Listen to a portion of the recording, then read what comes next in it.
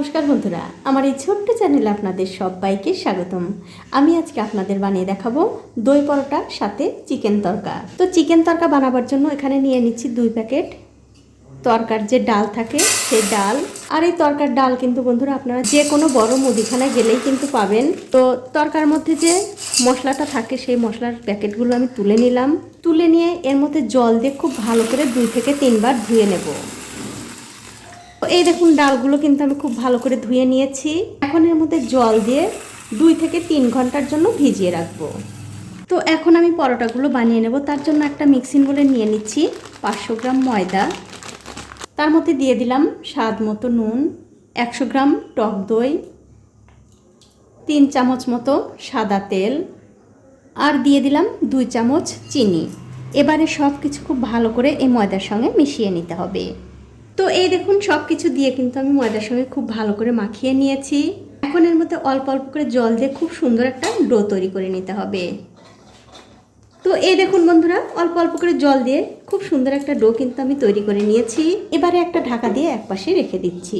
তো 2 ঘন্টা পর দেখুন ডালগুলো কিন্তু ফুলে অনেকটা নরম হয়ে গেছে। আপনাদের হাতে যদি সময় থাকে ডালগুলো আরও একটু ভিজিয়ে রাখতে পারেন। এবারে আমি এই ভেজানো ডালগুলো একটা প্রেসার কুকারে দিয়ে দিচ্ছি। তারপর এর মধ্যে দিয়ে দেব পরিমাণ মতো জল, স্বাদ অনুযায়ী নুন, 3-4টে কাঁচা লঙ্কা, আর দেব একটু হলুদের গুঁড়ো। এবারে সব কিছু ভালো করে মিশিয়ে দিয়ে প্রেসার কুকারের ঢাকাটা বন্ধ করে 4টে আমি সিটি দিয়ে নেব। তো এই দেখুন 4টে সিটি পড়ে গেছে। এবারে গ্যাসের ফ্লেমটা বন্ধ করে দিয়ে একটু পরে আমি প্রেসার কুকারের ঢাকাটা খুলে নেব। ওদিকে প্রেসার কুকারের ঢাকনাটা খুলতে খুলতেই এদিকে আমি দিয়ে দিচ্ছি একটা কড়াইতে সর্ষের তেল। তেলটা যখন ভালো করে গরম হয়ে যাবে তখন আমি এর মধ্যে দিয়ে দিচ্ছি একটু গ্রেট করে নেওয়া রসুন। এবারে তেলের সঙ্গে রসুনটা একটু ভালো করে ভেজে নেব।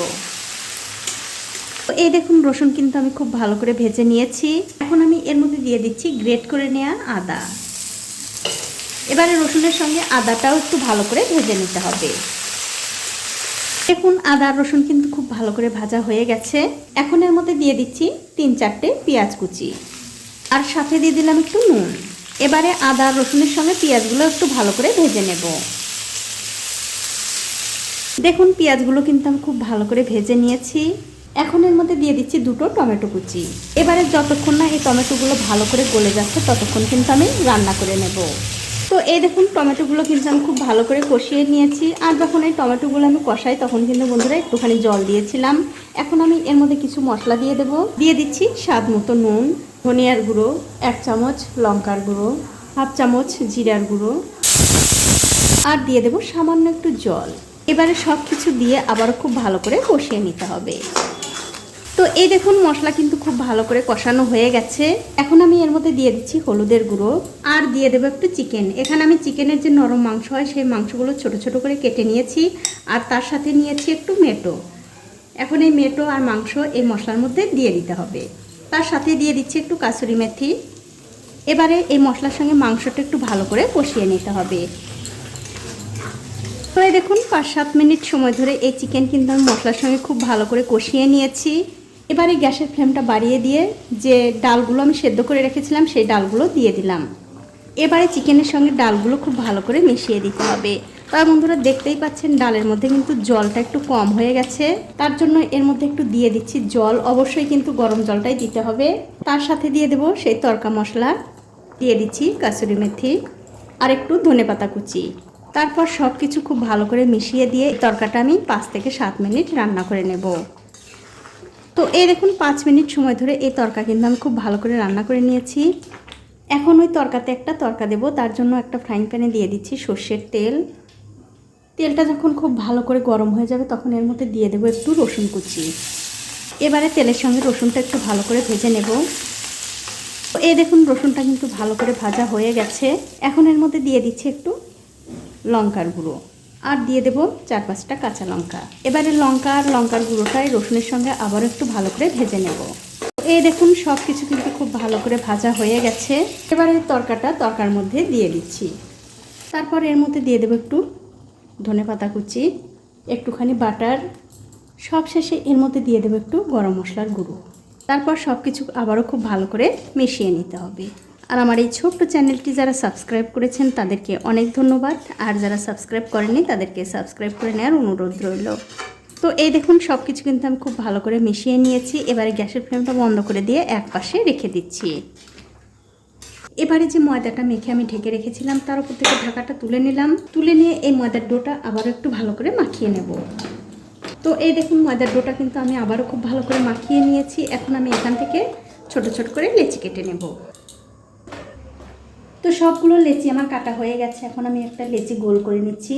এবারে এই লেচিটা দিয়ে আমি একটা পরোটা বেলে নেব। আর এই লেচিটা কিন্তু বন্ধুরা অবশ্যই একটুখানি পাতলা করে বেলে নিতে হবে। তো এই দেখুন খুব সুন্দর একটা পাতলা রুটি আমি বেলে নিয়েছি।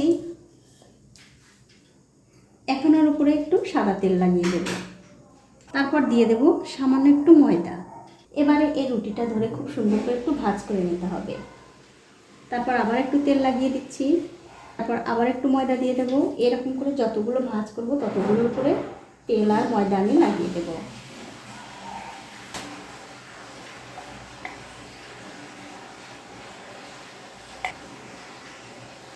তো এই দেখুন পরোটাটা কিন্তু আমি খুব সুন্দর করে ভাঁজ করে নিয়েছি। এবারে এই পরোটাটা খুবই হালকা হাতে একটু বেলে নিতে হবে।